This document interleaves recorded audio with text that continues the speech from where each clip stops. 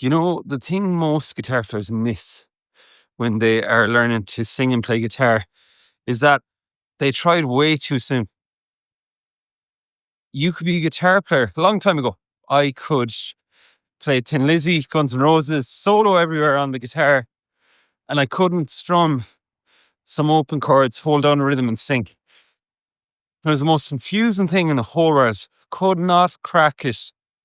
And in a lesson at the time, a mentor of mine said, just pick something small, repeat it over and over until you can do it without thinking, and then try sing on top of it. And at the time, I thought there has to be more to it than that. There has to be some massive technique to this, because I would have been brought up on the whole idea that, you drill things for hours and hours and hours and mastered it.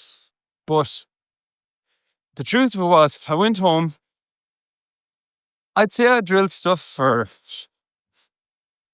not too long at all, because my brain said to me, you can already play this. Let's just try sing with it. But this is the number one mistake that guitar players make, because on the surface, it looks like you can already play what you're playing. So whether that's open chords, strumming, finger picking. So it seems almost natural that you could just decide to sing over that because you can already play it easily. But from having worked with hundreds of players of all ages, stages, situations, interests, at the end of the day, we have old prehistoric brains and we have two hands. And it does not matter how much technology comes, how much new apps are put out there, what guitar we get, or how much we can already play. What matters is the approach we take to sing and play. So whatever song you're working on, the best thing I could suggest is take it, rotate it over and over and over and over, so much that you honestly do not have to think about it. And if you were to put a standard to that with respect to, well, how easy is easy or how automatic is automatic. If you grab your guitar right now, and I said to you, put on E minor there a second, and how easy that is, 2 fingers on, and you just go, that's fine. You want to repeat stuff so much on guitar that it's that easy. And that's possible for anyone. It just takes practice.